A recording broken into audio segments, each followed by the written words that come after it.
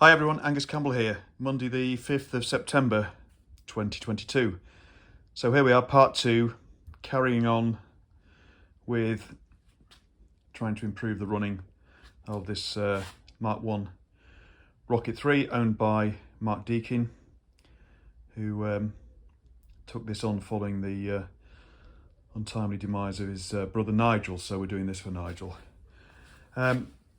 So, as per the conversations and considerations we were having at the end of the last part, what we're going to do is we're going to raise the float height on this by 1 millimetre. At the moment, the back of the float is 2 millimetres below the mating surface of the float bowl, and in looking online and at various forums, then although that's the sort of generic setting for a Mk.1 concentric, then on the Rocket 3s, the consensus is that this should be raised to 1 millimetre or 0.04 inches or even a little bit higher. And I'm sure then that will assist with ironing out the sort of fuel starvation problems. It doesn't run too bad on full choke, but it likes its choke all the time. So we are getting there. So I'm going to attempt to take the float bowls off without the whole of the carb rack. I will take the filter off first because that's just a case of undoing the two bolts. We'll take the float bowls off, and that's all we need to do, because to raise the float height we just need to lower the needle seats because they're the other side of the float pivot.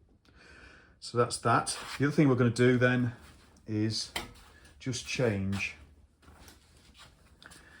one of the condensers, and the condenser pack is under the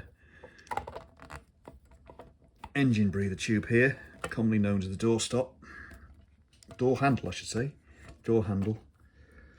And there they are down there. Bit of a pig to get to because they're little screws and nuts, but it's unfortunately it's similar on the other power set bikes as well, with the rack of condensers. It's even the same rack on the twins. So without further ado, I will take the tank off again, and we'll put it away safe, and we'll get cracking. Back shortly. Okay, floats off with the few lines, so we've managed to leave the carb rack in place, and then I've taken off the few lines and obviously taken the innards out of the float bowl. So just to show you one that's here, before you say anything, this isn't clamped in this vise, it's just sitting, it's loose. We don't want to distort these, and Mark's gone to great length in actually, as you can see, facing all these up properly, because apparently they were all distorted, which is great. So what we're attempting to do is, the float height at the moment is determined by the depth of that edge of the float from the mating face, and it's difficult to do it here because what you've got to do is you've got to measure it when the float is raised, but just pressurizing the needle here to be closed in its seat. So let me just take that out. So there's the needle and its tip, there's its seat, and what we need it to do is to seal that hole there.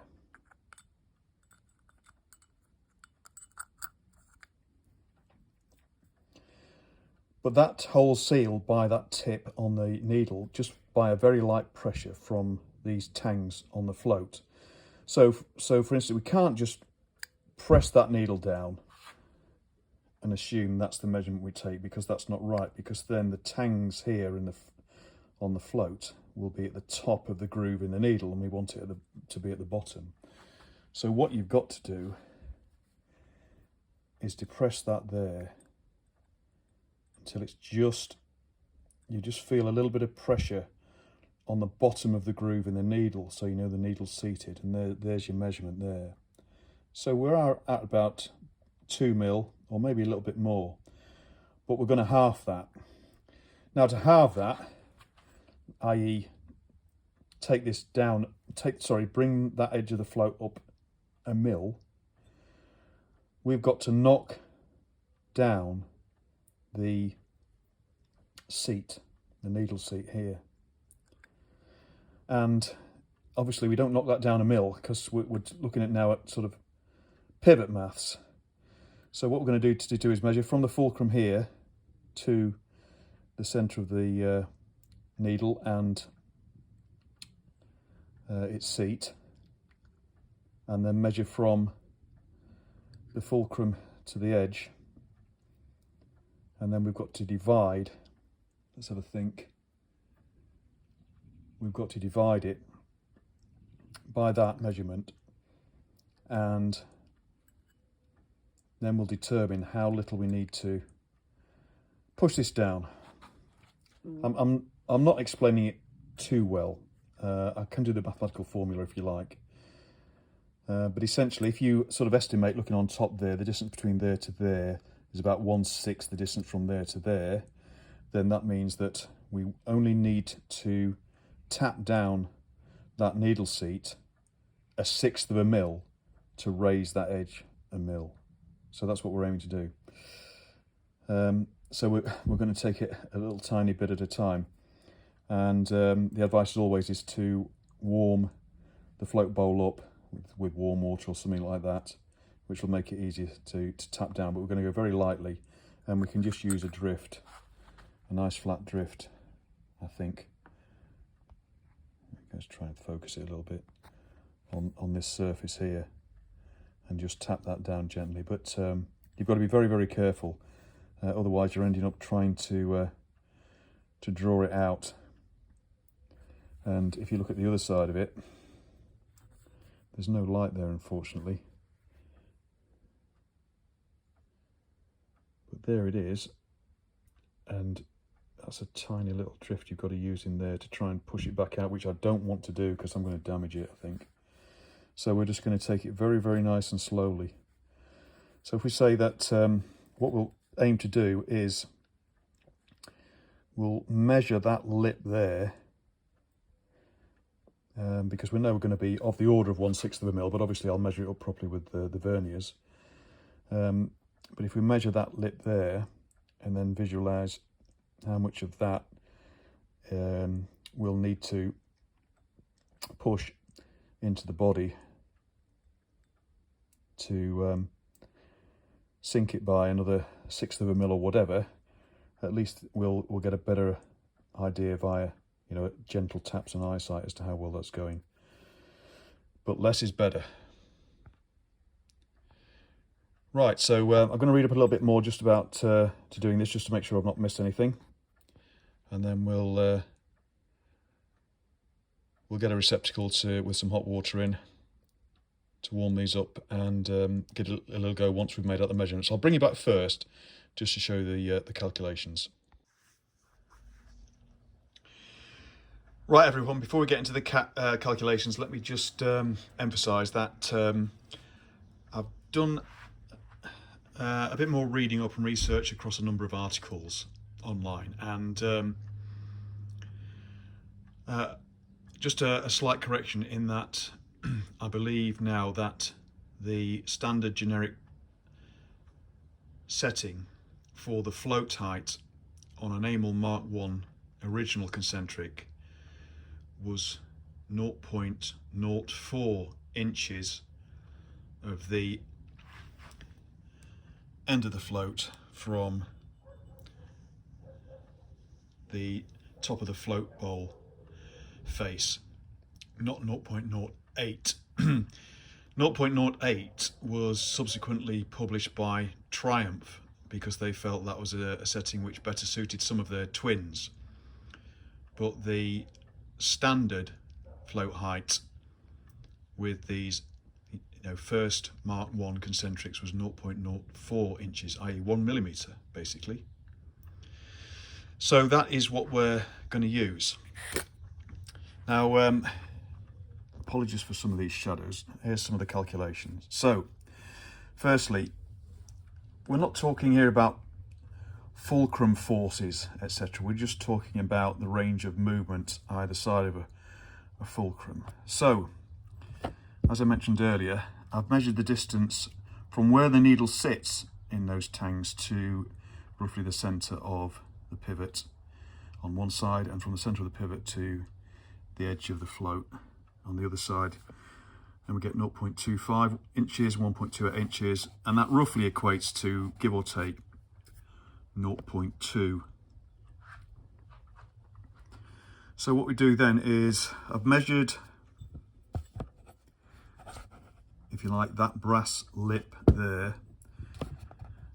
as diagrammatically represented here, and that's 0.35 inches. So if we multiply that by 0.2, that means we need to depress it by 0.07 inches roughly, which will then increase the far side level of the float around that fulcrum by 1 millimetre. I think that's right. So basically, we haven't got to move it very much. Now, again, looking online these days, with the modern floats, not these original nylon ones, with the modern floats, what they call the stair floats, they've got metal tangs, etc., which you can bend to adjust the float height, but on these you can't. You've got to, as I say, depress or raise the seat, the needle seat. So we'll have a go at depressing this by the said amount. And some people would say that the best thing to do is to use a clamp and press it. The trouble with that is that sometimes you have to exert, a greater force than's required to actually get it to move, and then all of a sudden it jumps, and then the risk is that it'll go too far. I'm not saying there's not a risk to go too far with tapping it, but at least we can do some light taps. So just to finish this equation off, and sorry about the shadows, and basically we've got to reduce that value, that thickness there, we've got to depress it by 7/100ths, so that this value will become obviously 0.28 inches, that minus that. And we'll try and measure that. So we'll give it a go. It doesn't have to be absolutely exact. What we want to do is just raise the float a reasonable amount without going too high. If we go too high and the float goes above the it could theoretically, the top of the float go above this face really, but then you run the risk of it actually topping out on the car body itself, which you don't want to do. But we certainly want to raise it by a reasonable amount, but we haven't got much room to manoeuvre on the on moving the seat. The way I'm going to do it is I'm going to heat this in hot water, and then I'm going to sit it in here, and that is sat on a platform underneath the rag, and then we'll just put a circular flat over that and give it some gentle taps. We're going to be very, very gentle at first, because as I say, I'm not sure how readily this is going to move, so we'll need to do a bit of experimentation. Right, not too much to see, but all done. You're not going to be able to see that too much. To be honest, I've probably gone a little bit further than I wanted, but it was one tap. But all the floats are within 1 mil to half a mil of the face of the bowl on this side. So what we need to do is make sure these are well dried out, got all the water out of them, make sure they're dry, blow them out, etc. And then we'll reassemble, and it'll be pretty easy to check, to be honest, because they should tickle a lot better. Now, just before I go, one other consideration.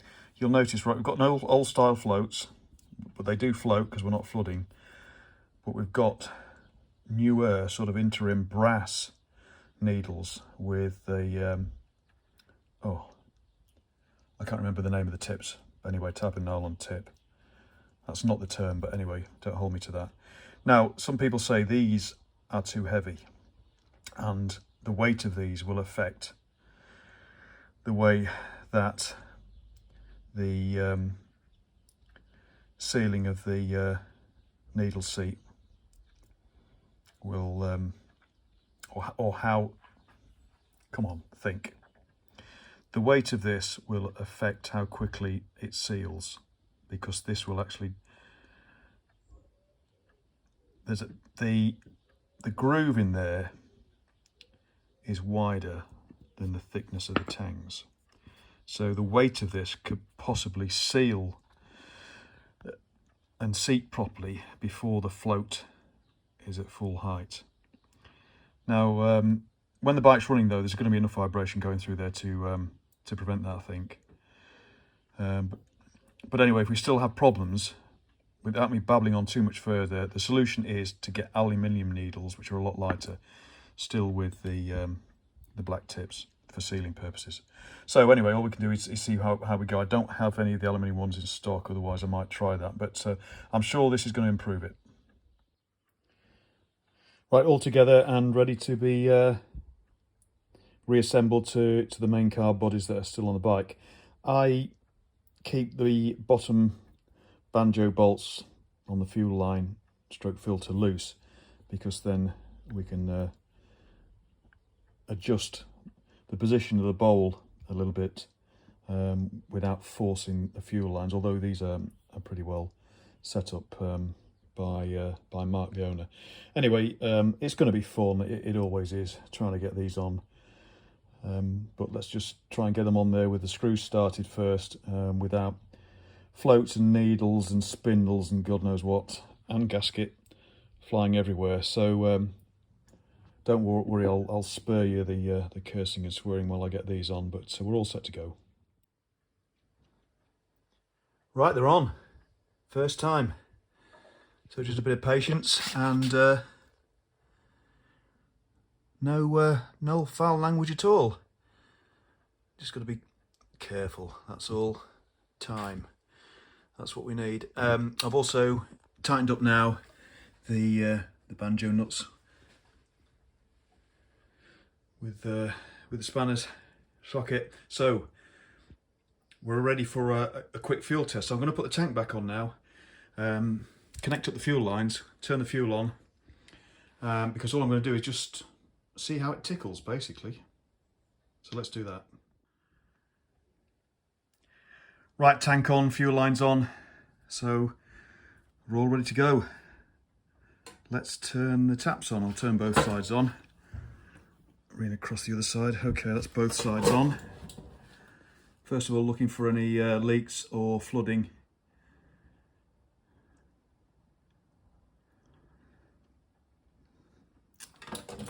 Let's give that a few moments or a minute or two probably for the float bowls to fill right up. Looking good so far. Get that out of the way. No drips from the bottom. No weeping around the gasket. Let's do a bit of tickling.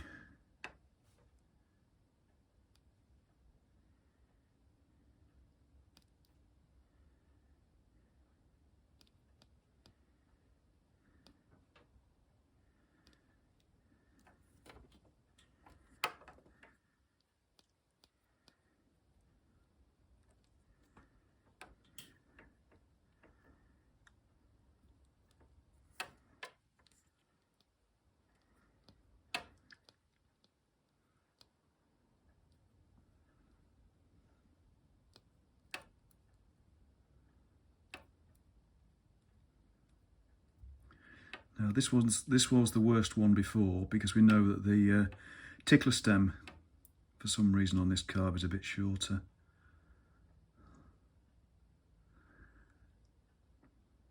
I know some people say don't pump, there's no need to pump, but funnily enough at the weekend we found it was better if we pumped it I don't know, just the ignition pressure, I suppose, of pushing it down a little tiny bit further.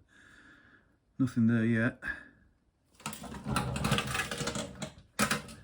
No leaks though. Let's try the other side.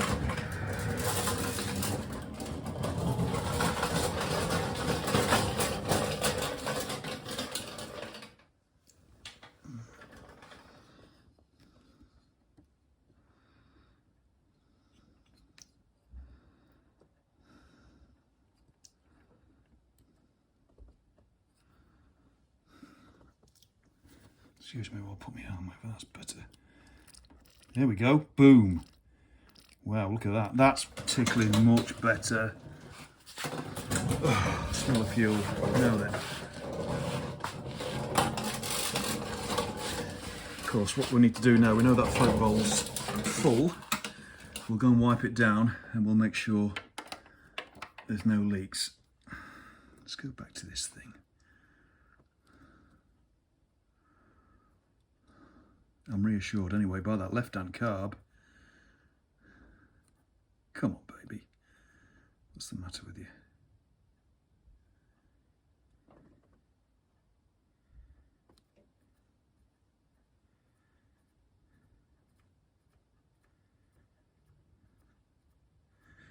I think what it is,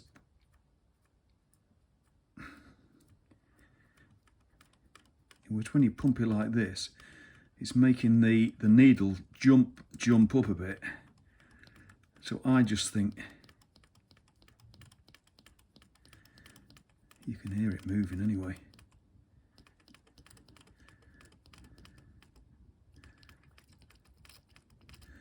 I just think it's the short. Here it comes. Ooh, whew. Right, it is tickling. Oh God.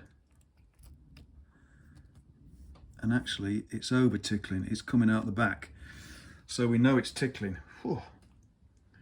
Right, I'm just going to wipe round with a rag, and then I might get a torch as well and see how the middle carb does. But just wipe this up and make sure we've not got any leaks. Right, carb's wiped down, no leaks, fuel is still on. I've just put the air filter back on and the crankcase breather hose door handle.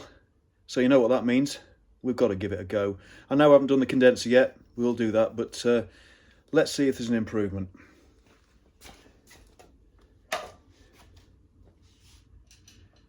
Right, we know we've tickled the carbs. We'll just prime it. I've still got full choke on, which mine normally needs.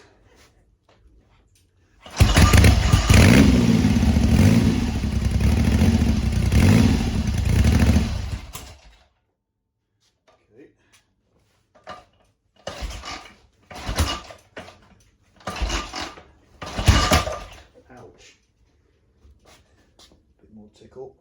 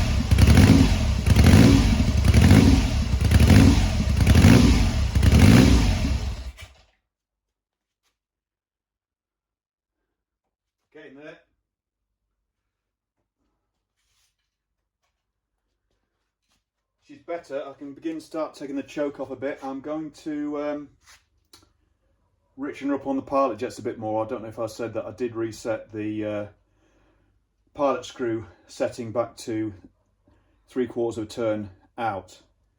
I'm just going to give it a little bit more. It is still fluffing a bit on one cylinder a bit, but let's just give it a little tiny bit more juice at the lower end.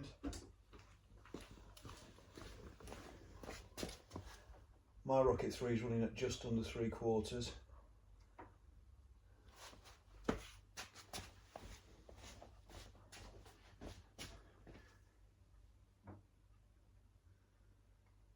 See if we can warm her up a bit.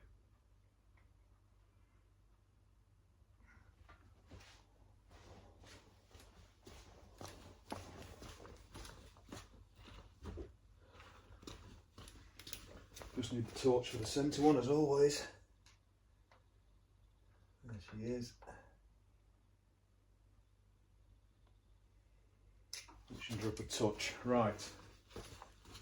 Give her another go.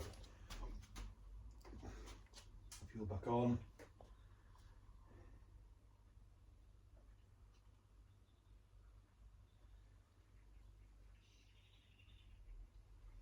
Ticking fine.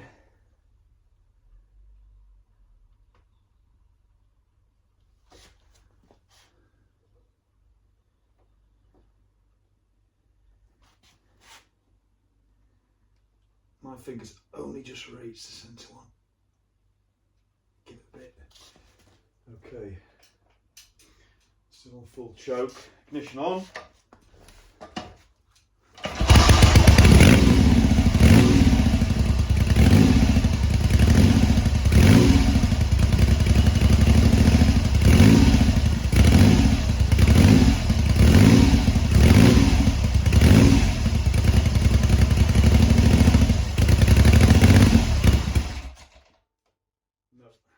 Okay.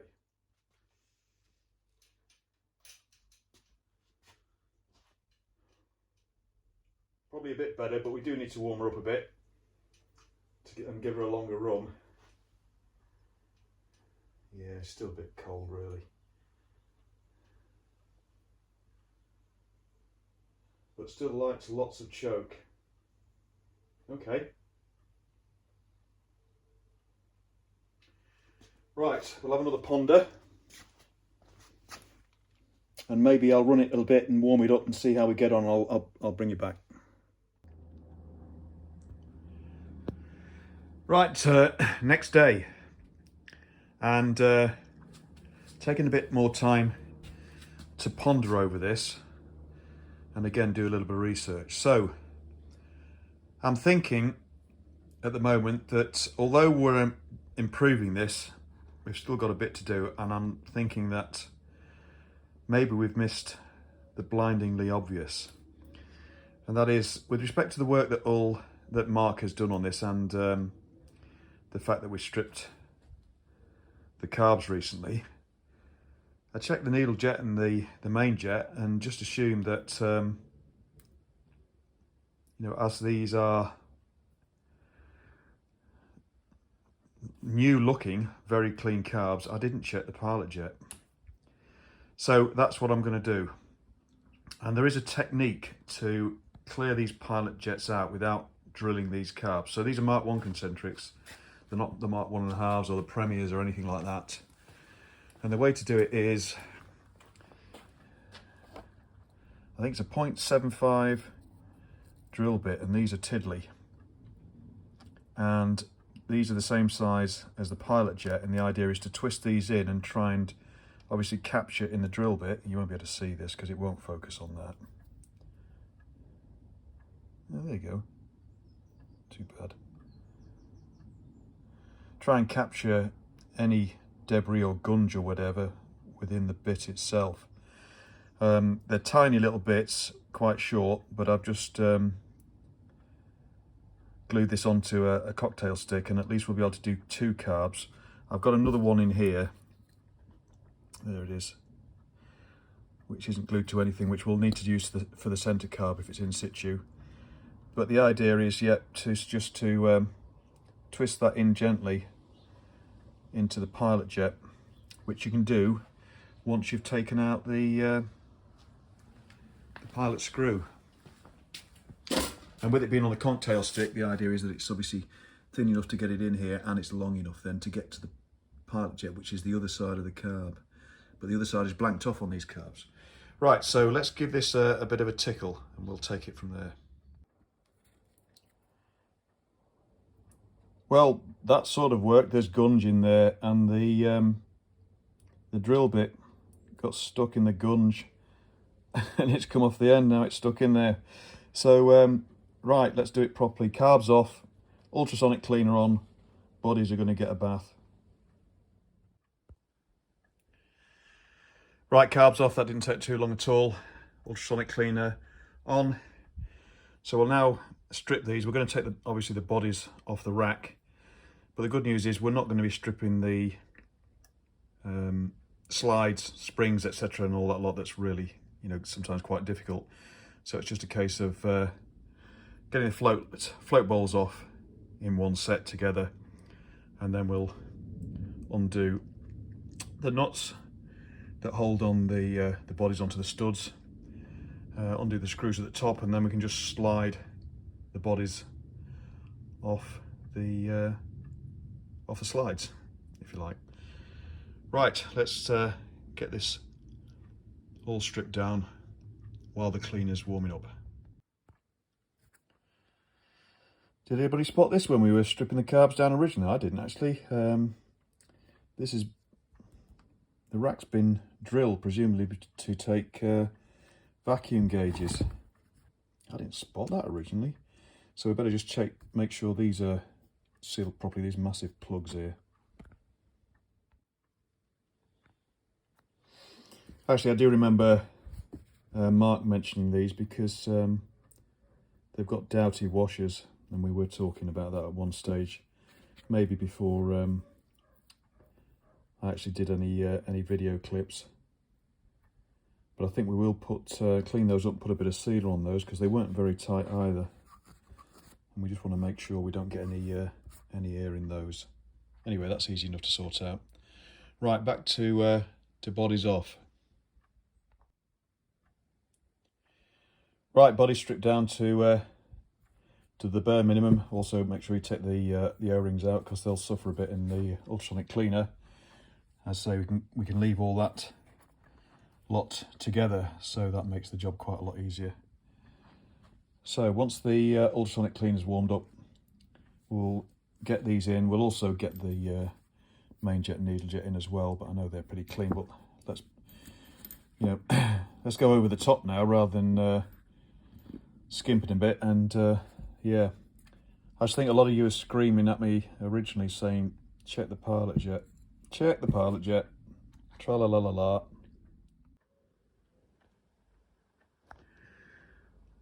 Right, the carbs have had a couple of 15-minute sessions of ultrasonic cleaning, about 55 to 60 degrees. I think I've said before that it's detergent and water using this, not solvents. So I use a special detergent for ultrasonic cleaners made by a company called Allendale, I think. Right.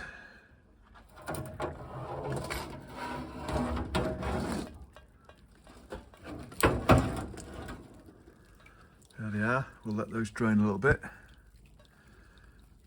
and grab them, and then we'll do a test to see if the pilot jet is clear. Right, carb bodies all cleaned up, and also I've done a test and the pilot jets are clear. So let me try and explain what I've done. Firstly, with respect to these carbs, you'll notice on the intake side there's one outer vent open and one blocked. The blocked one is for fuel, because the carb sucks vapour up through that hole there from the float bowl, which goes down a hidden bore just here and across here, and then into the main body of the carb itself, the intake side of it. The other side is to suck in air, which is metered by the pilot screw here. So air comes in that side, vapour comes in that side, it's mixed here and in through the intake. Now the pilot jet itself is, now where is it? Round about here, probably in there, that brass pit there. So you can see why you can't get at it, because this side for the pilot screw itself obviously is drilled and tapped. The other side is blank. That's a blank there, there's no hole down there. And obviously the reason that's there is because you've got left and right carbs. So it's very difficult to get at this, which is why I was trying to do it with the little tiny drill bit, which can be done, but which broke off its extension, but I've managed to retrieve it, so that's okay. Now, obviously the ultrasonic cleaner has managed to clean this out from both sides, because obviously fluid can get in through the air screw across to here and also through its normal vapour intake on this side. But what I do to test it is I try and squeeze methylated spirits through that hole there, and the only way it can go is this way through the pilot jet, and if I get a good seal there I can get it actually shooting out of this side. So I'm going to try and demonstrate that. Now, why methylated spirits? Well, in my youth, when I had my first British bike, which was a 68 A75 Lightning BSA, and I had trouble with the monoblock carbs sticking quite a lot, the slides sticking in the bodies.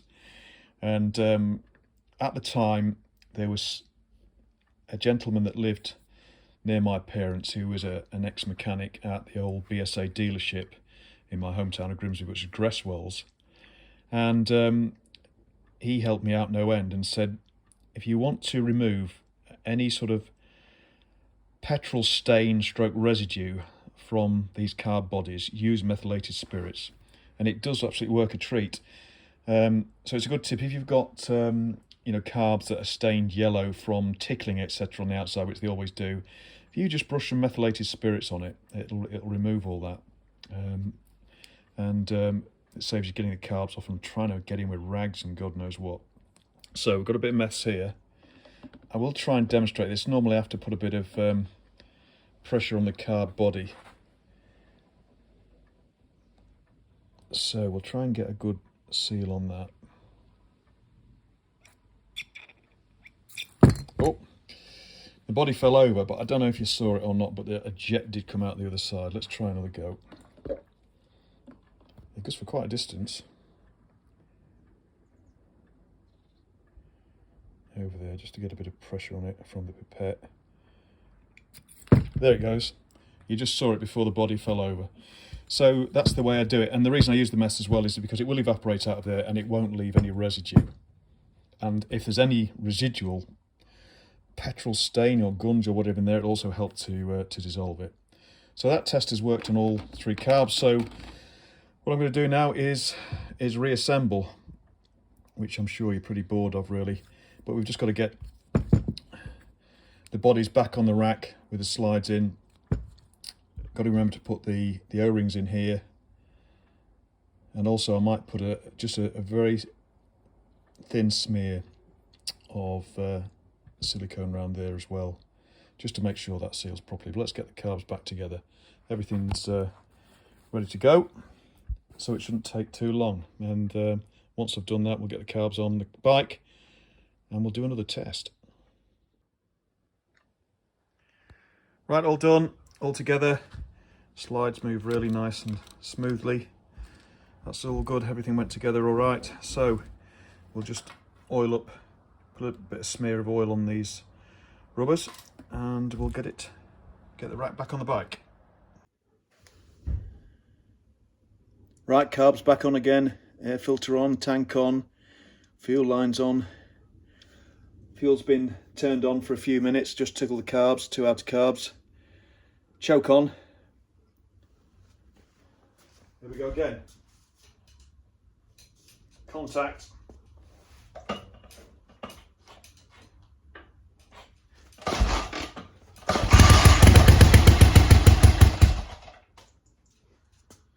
One cylinder.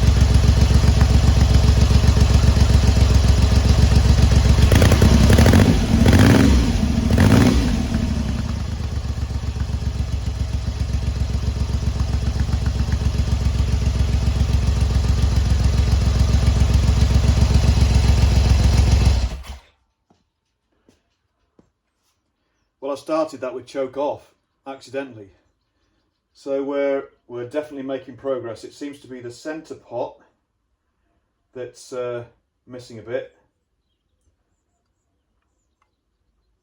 I'm gonna change the plug and just hope that it's something simple, but it does chime in when you rev, which seems to indicate that it's still fuel starvation, which is a bit annoying.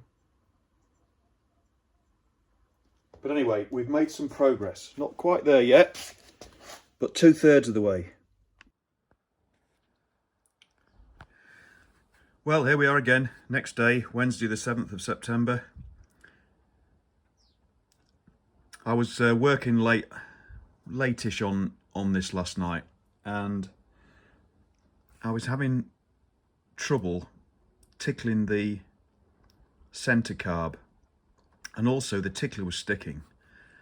So I wasn't happy with it, so I took the air filter off, the float bowls all off, and then I just took the centre carb body off the rack, which was easy enough to do then with everything out of the way, and cleaned it all out again, made sure the pilot jet was clear, which it was, because it's still exhibiting symptoms of the pilot jet being blocked, i.e. on the centre pot it's not firing on tick over, but as soon as you apply throttle it's chiming in. But the other two are fine, so we are definitely getting there and making progress. Anyway, cleaned out that centre carb body again, put it all back together carefully. Tickler now works without any resistance, etc., which is good. Maybe I'd got something caught in it when I put it back with respect to I don't know, the float spindle maybe not seating properly or being fouled by the gasket or something like that anyway, which is easy enough to do on these. Anyway, you got another test this morning and still the same really. So what I did then was take the points cover off and just to see if any of the points were arcing, and going back to the other job that we want to do, and that is check the condensers out. And this set of points on the yellow and black lead, this set of points was arcing a little, and also comparing it when the bike was running to the other points didn't seem to be opening up as much. So I've checked the gap and it was too small, so I've opened it up to 15th thou, which I know is going to affect the timing a little bit, but we are going to strobe anyway. And it's definitely improved it. I've run it again and it is now firing, albeit a bit weakly than the other two cylinders, on tick over, so we're nearly there. So next thing will be to change the condenser on that yellow and black wire, but I've got a funny feeling that we were thinking that was left-hand pot. I think it's the way it's been wired, it's probably centre pot, and obviously I can chase that back to the coil, and it is on the centre of the 3 coils, but I don't know whether the HT lead then goes to the centre plug. But anyway, going back to one of the symptoms originally, where we were having problems with continuity, etc., then I'm going to change out that condenser on the yellow and black wire. So we'll do that next, and we'll give her another fire up. Now, as I said before, I think this is a bit of a pig of a job, because the condenser block on this isn't right on the top as it is on my Mark II. So it's visible there and you get your hands in the stuff, but it's held by screws right at the bottom, and you've got to get underneath, which is great on this side, but on the far side, bit of a pig. Anyway, let's get that block off. We can change the condenser, and then before we remount the block, we'll run it again just to test. Right, there you go, there's the condenser set on its own rack, and as you can see, it was easy for me to remove the air filter and also the air filter support to get at this. But that back mounting bolt for the rack is so inaccessible, but what I can do is get a small dinky spanner under there, just to remove this one condenser just on a nut on the stud off the condenser. So we should be able to do it that way around rather than taking the whole rack off. That'll be a bit easier. I mean, it's awkward whichever way you do it, but that's the least awkward, I think. There you go, little spanners are really handy. So you can just get one in there to start the nut, and then once it's started you can twist the condenser. But when you put the new one on and tighten up, obviously don't tighten by twisting the condenser. These terminals and other things have a habit of coming off, and they're not that solid.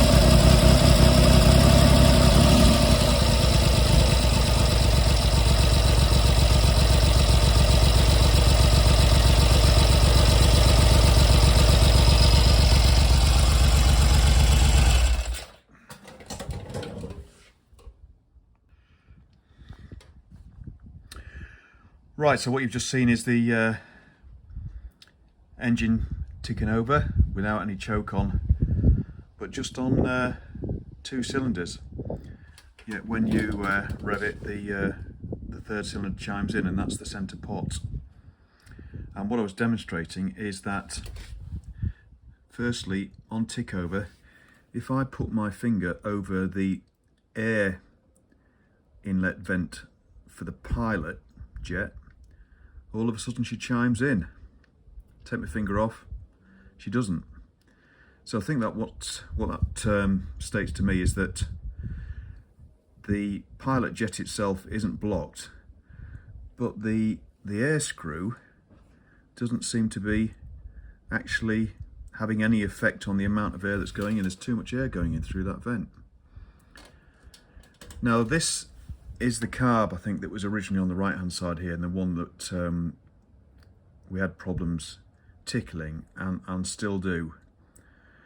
I'll check the lengths of the pilot screws on each, but I've already done that and they're the same. I'm just beginning to wonder if we've got a problem inside of this carb body where this has been messed around with in the past.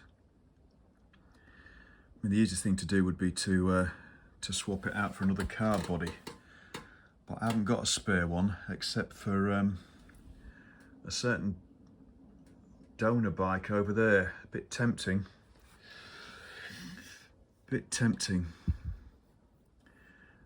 But in any event, what we're going to do is that centre carb body is coming off again, and we'll have a closer look to see if anybody's been in via the pilot screw orifice and messing about with that and maybe opening it out, which means the pilot screw is having no effect. What I also showed you, not very well, is I screwed the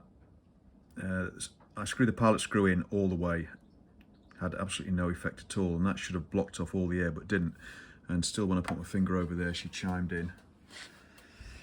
So I think we're nearly there. I did change the condenser, as you saw. That didn't have much, if any, effect. So the good news is we've made so much progress. She's now running pretty well, actually, off choke. So I think we had a number of problems originally. The timing was slightly too advanced because I think the points had been set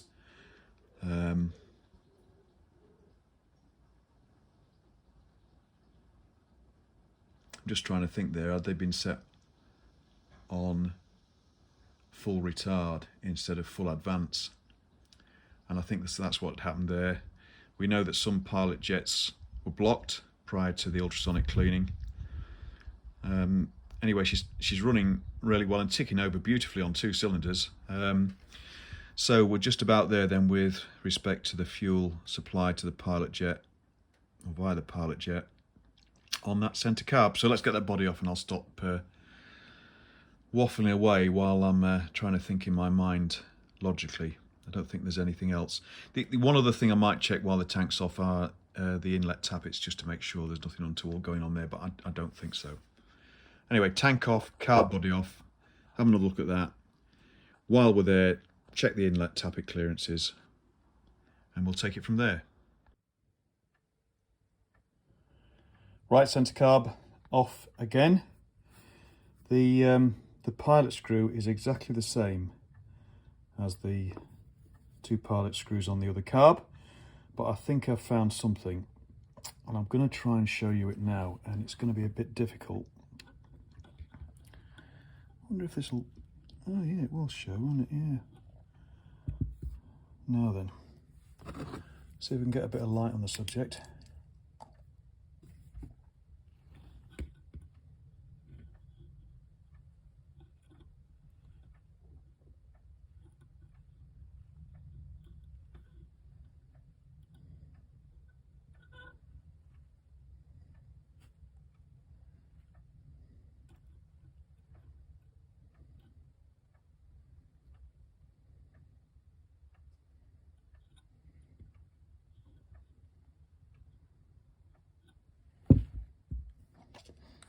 Sorry, I can't talk. Let me try and set something up where you can see down inside that hole. I think this has been drilled, and that's why that taper there I don't think will ever work properly. Let me just try and set it up a bit better.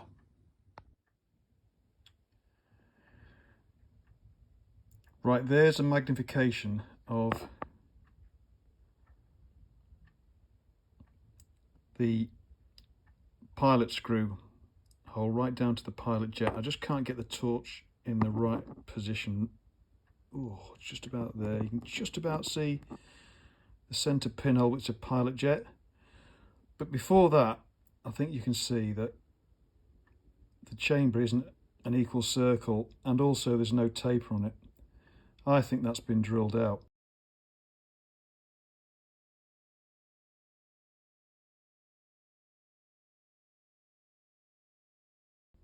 To get access to the pilot jet, which is a pinhole in the centre of the brass insert at the end of that hole. Here's a better view. Can't get it much brighter though, unfortunately. Oh, that's better. You can just about see the pinhole there now. But you can see how uneven it is around the edges before that brass insert. I think that's been drilled out. So I'm going to have another look at one of the other carbs. I've already checked the pilot screw, and that's fine. That's the right length and is the same as the other two. So let me see what I can find, if I can get a decent view into one of the other carbs. Right, there you go. That's the right hand carb that's on the bike that's behaving properly. Going out of focus, stop it. And you can see there's a lip before the brass insert inside there,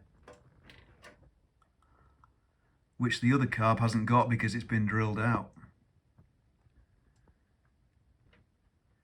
So there's your problem. Hope you can see that.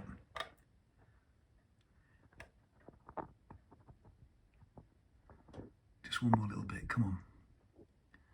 And that lip, if it'll focus, that lip is where the pilot screw taper runs up against to either shut off or open up the airflow. Right, I think we've got it. So, replacement carb body. Right everyone, we're back quite a few days later. It's now Tuesday the 13th of September 2022, and while we're waiting for a new carb, which is on its way, and Mark's going to bring that over this evening I think, then let's have another look. Let's have a look at another problem we noticed when we were running the motor, and that is that these bikes were fitted as standard with an ammeter. And I noticed that when we had the motor running and were revving it slightly, that the ammeter would quite rightly so show a positive charge, but it was always going up to above, well, that's the halfway there is 6 plus 6 amps, even though we've fully charged that battery. And that to me indicates that the Zener diode isn't dissipating excess charge, and therefore there's a risk of boiling the battery, and if you get a lot of acid out of the battery through the overflow or whatever, then chrome is going to suffer.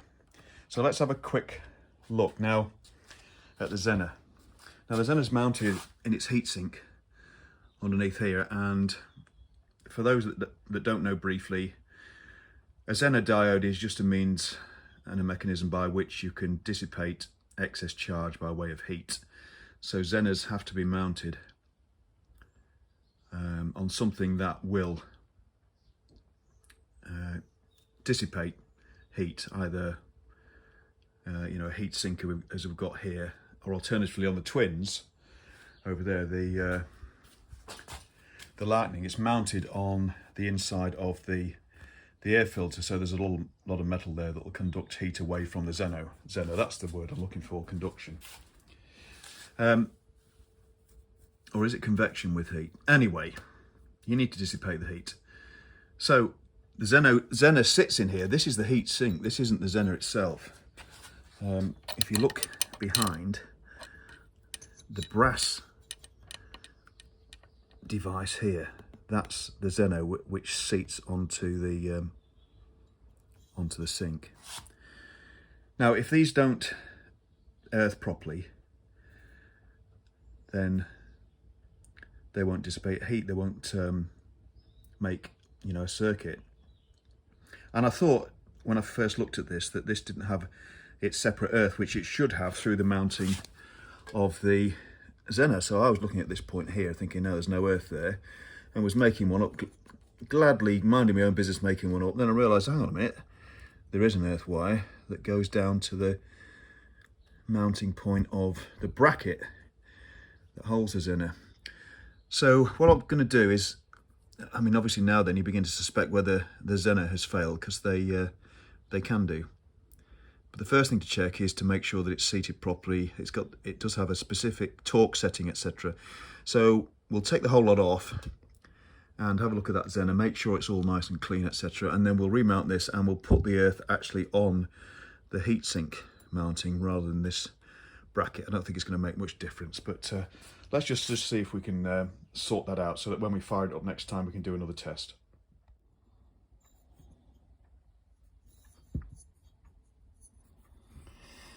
Right, there we go.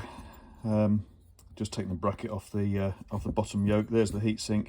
In the centre there's a stud and a nut from the other side of the Zener itself, and there it is. So first observations, the Zener is old. It doesn't look very good.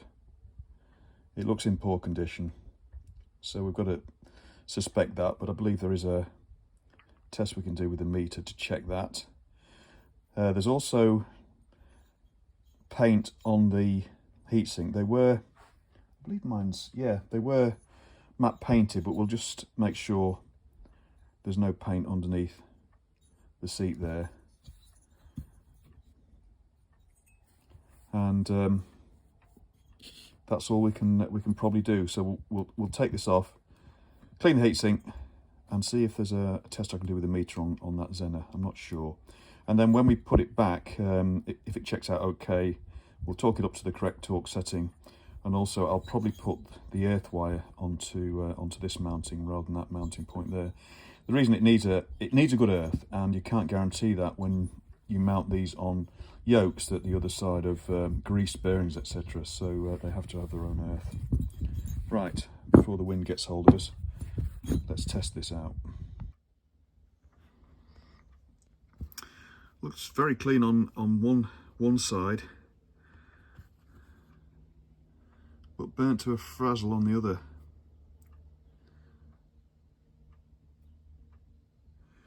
Right, let's see if we can dig out a meter test for it.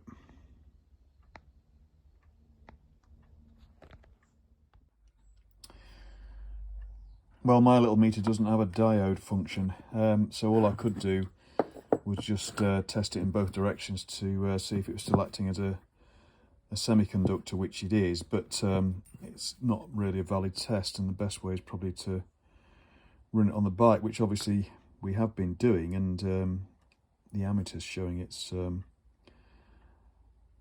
appears to be showing it's not working.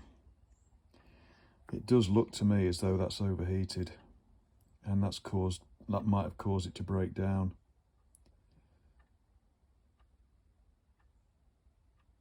Anyway, we'll clean everything up. Unfortunately, I don't have a spare, unless I raid one of the bikes, which I could do. We'll clean everything up, put the earth in a different position, make sure it is well earthed, and then we'll give it another go once we've got the new carb on the bike. It's easy enough to change, and you can get new ones. Right, back on with all surfaces cleaned up. The earth is now very tight onto the direct mounting, and you can't see, but with respect to the Zener right at the back there, you can just see the brass. I've cleaned up the surface that the Zener mounts onto the heatsink. So we're all good there. If that doesn't work, then I'm afraid we're going to have to suspect the Zener, and these are a bit hard to come by at the moment. But let's see what happens on the ammeter when we fire it up after we've got the replacement carb body on, which should be the next job. Right, here we are next morning. Mark did come over last night as promised and dropped off a new carb. And there it is, 66 R66 right, and the left's a 67, I believe.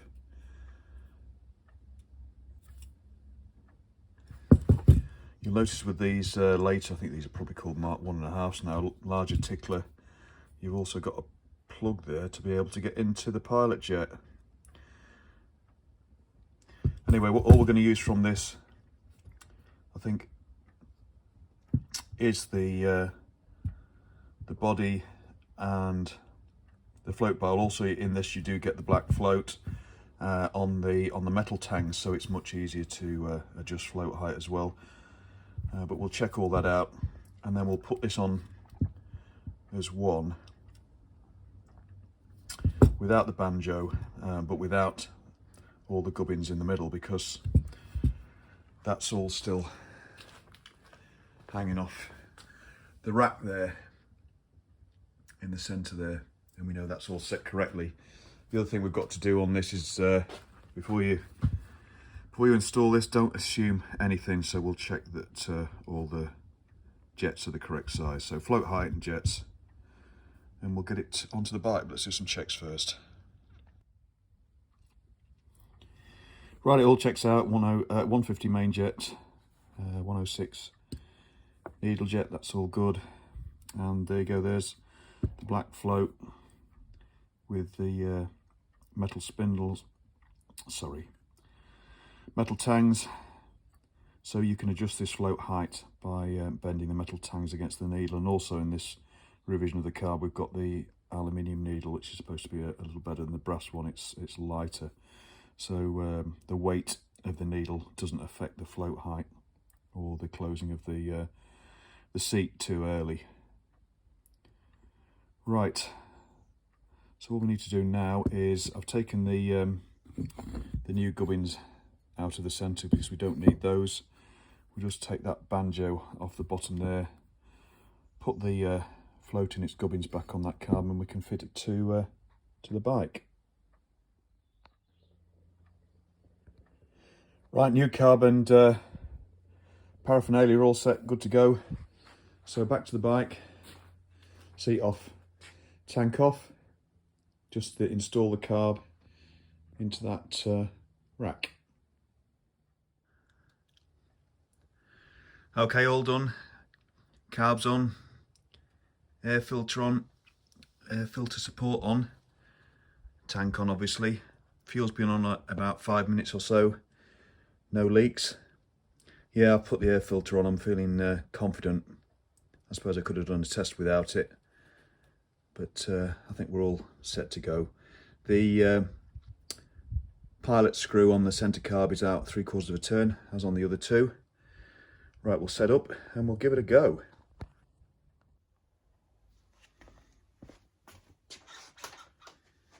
Tickle.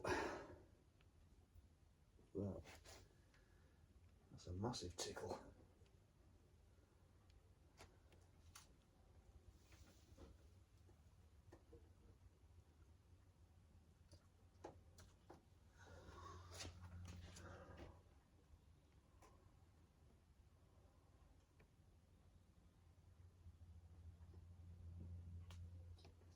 Okay, carb's all tickling well.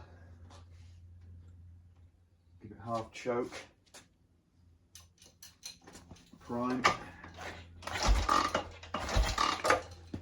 Contact.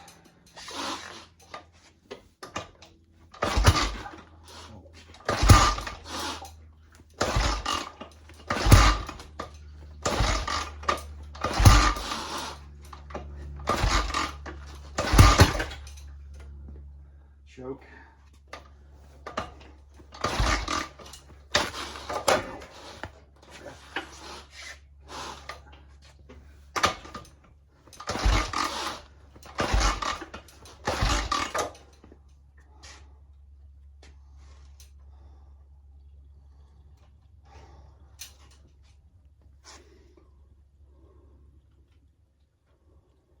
something funny going on there.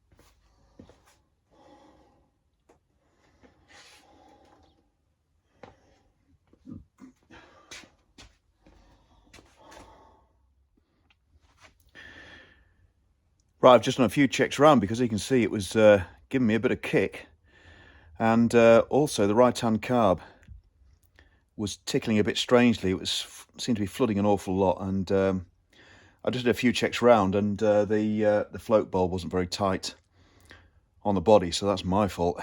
Didn't check that one. So the carbs are all tickling well now. I've checked the plugs; they were still pretty dry, hence it's kicking, probably a bit lean. So we've tickled it, give it another bit of choke, and we'll give it another go.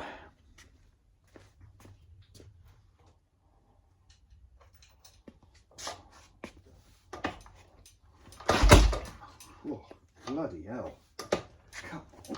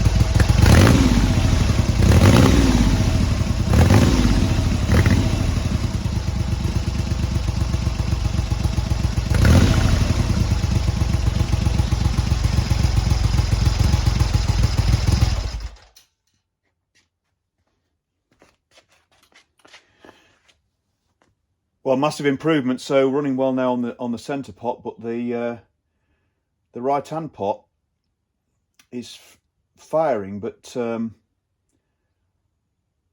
not evenly. Feels a bit lumpy. Anyway, the next thing to check though, now we've got it running a bit more reliably, is the timing. So we'll strobe it up next.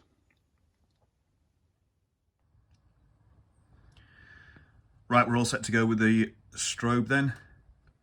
So the strobe connecting up to the HT. That's how you do it with this one.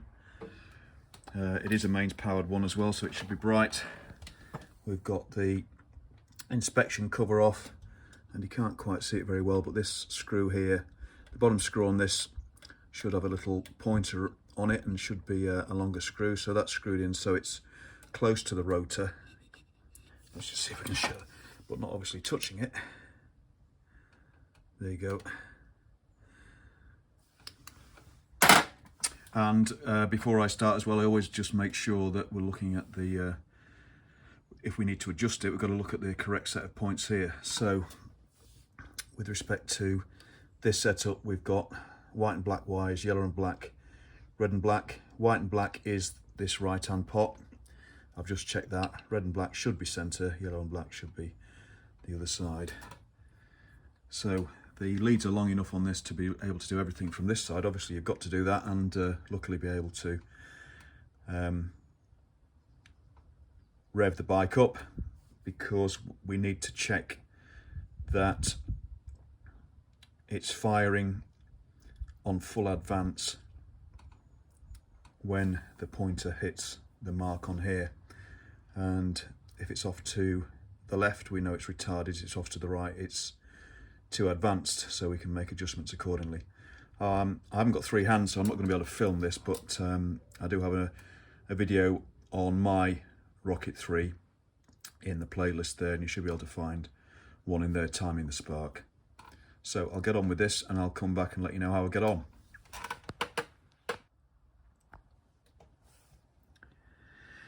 Right, well, I'm a third of the way through strobing this, and I'm not happy that the carbs are entirely balanced still. So I'm doing the old cocktail stick trick. One, to make sure that they're all rising at the same time. But actually what's identifying, and I'm sure you won't be able to see this very well,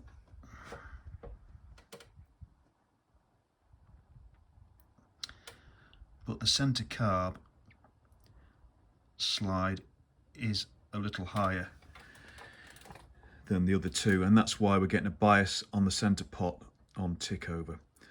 So just let me lower that a little bit and we'll see if we get a bit of an even tick over, better tick over. It's not bad, but it could be better. Right, I think we're just about there. Everything carb-wise back on, air filter support on. I was just in the process of trying to put the side panel back on, but it's catching on the bottom of the air filter, so the support needs to go up, and we probably need to loosen the carbs a bit here just so we can shift the back end up a little bit and move the support up with it, so it doesn't foul on the sort of the bottom side here, the bottom trim of the damn side panel. But other than that, we're there. It's firing up well now. It's running. It's pretty even. I will do a run test for you. Did strobe it up and found it was still slightly advanced, so backed it off a little more against the strobe. Had one or two other issues, I think, with the plugs and these caps, but I've swapped the plugs out, and she does seem to be running better now as well. So I'll just sort this one final minor adjustment job out, and then I'll film another run for you.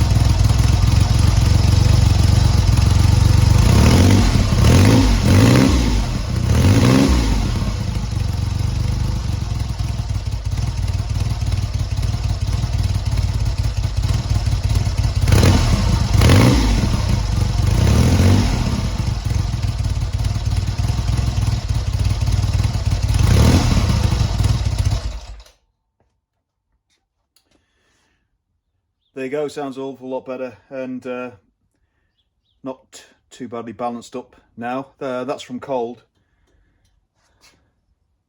stone cold, but took the choke off at the end there, so that's why the tick over is a bit low. So the tick over will rise a bit when she's warmed up. So we're just about there, I think. We'll do a couple more tests probably, and might do a bit of a road test as long as I get the okay from Mark. But yeah, it's been a bit of a journey, but there we are. Well, I've just been doing the final checks around the bike. Primary chain tension's fine, tyre pressures were a little low, but I've corrected those. Managed to also, just as always, have to grind the end of these use fasteners to get them to fit properly, but they're much better with a washer on as well. That's a bit tidier. But checking the lights, battery's just about flat. So charged it up, no problem at all. Quick test. We've got a parasitic drain on the battery. What's that, about 0.05 milliamps and about 1 volt, I think. Yeah, maybe a bit more now. Something is slightly draining it, so I'm going to take this headlight off altogether. There's quite a few connectors behind this, and also we'll have a look in there as well, because those are the other things that I've disturbed, as well as the Zener underneath, but I don't think it's that. Can't be. Could be. Yeah, could be. Anyway, we'll do a bit of checking around and do some continuity check. I also want to check, sorry for swishing around, the ignition switch as well, just to see if that's not got an open circuit when it's off. Okay, well, all we can do is try and chase it. Unfortunately, we haven't got the luxury on this like you do on modern cars of being able to isolate different circuits with the fuses. We've just got the one. But anyway, let's have a look in there first and do some continuity testing. It's the Zener.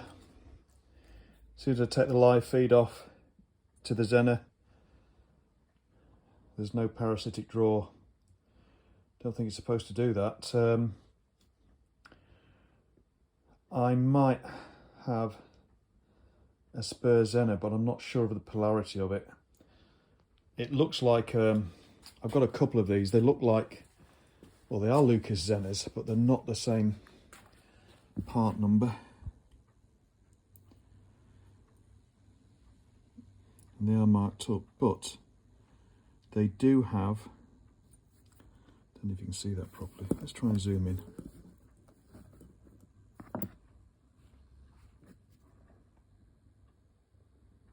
There you go.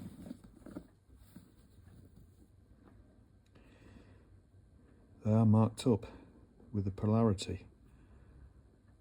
So let's have a check of the, I think that's right. 49725, that's not the same part number as in the part book, so it might be a later one, but is it equivalent? There's only one way to find out. Let's have a go.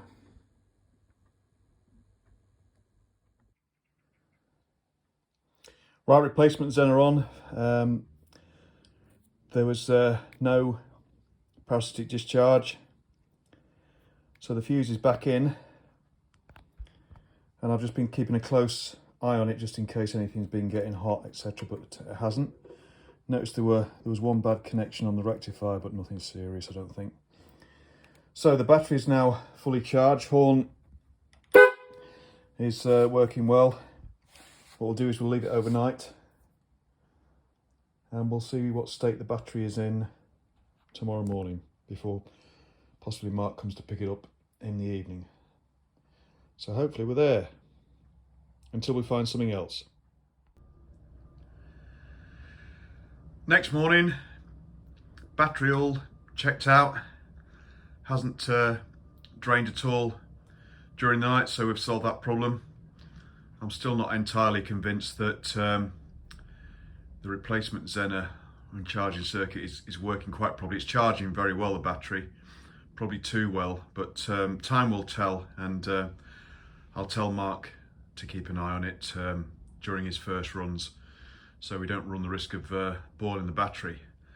But there she is, all together, seat back on and secure, all ready for Mark when he comes over later this morning to pick it up with all the bits and pieces that we've either replaced or used. Right, Mark should be here shortly. Right everyone, here we are, Friday the 16th of September 2022, and Mark is here, resplendent in a fantastic t-shirt. I wonder where he got that from, to pick the old gal up. As I said in the last clip, I think we've sorted the parasitic discharge on the battery with the Zener, but I'm not sure if that Zener's working properly yet, but Mark's aware. So what we've done, obviously, we found that the timing was slightly advanced, so we addressed that. Pilot jets were blocked in the carbs, and on one carb that had been drilled, it was irreparable, so we put a new carb body on that, which is now the centre carb with a longer tickler, so that should be easier to manipulate. And then we've sorted out the Zener diode, we hope, which possibly was contributing to overcharging, but we've got to test that yet, but also parasitic discharge on the battery. So she's firing up really well now. First kick normally with tickling the two outer carbs and full choke, and then you take the choke off pretty quickly as she warms up, ticking over quite well. But as she runs in, then obviously she'll need tuning up fairly regularly with the carbs and the timing, and strobing up again, yeah, as they bed in. So just to remind you that you need to put the felts on the points. Yes. Yeah, I did oil them up. As you can see, well, as you can see on that trip meter there, those are the only miles it's done since Mark put all this together, because he had so many problems with the motor. But hopefully she's settling down now, and with it being a Clive Humphreys motor, I don't think there's shouldn't be anything fundamentally wrong with that. So proof will be in the pudding now, and get a few miles on it. Indeed it will. Looking forward to it. Good, okay. Well, I hope she goes well, and thanks very much for allowing us to share with the trials and tribulations of the bike, and hopefully we've made some progress in getting the old girl reliable, thank you. so we can see her. No problem at all. I did not Pleasure. This day to get here. She's fought me all the way. You've spent a long time on this bike, a lot of hours fighting it, yeah. Fighting it. Well, hopefully we've helped out a little bit. You have indeed. But she certainly looks well. Just remind us again what colour this is in the sunshine. It's called Morello Pearl. Morello Pearl. And look at that, gleaming. And we've had quite a few comments saying how pretty it is.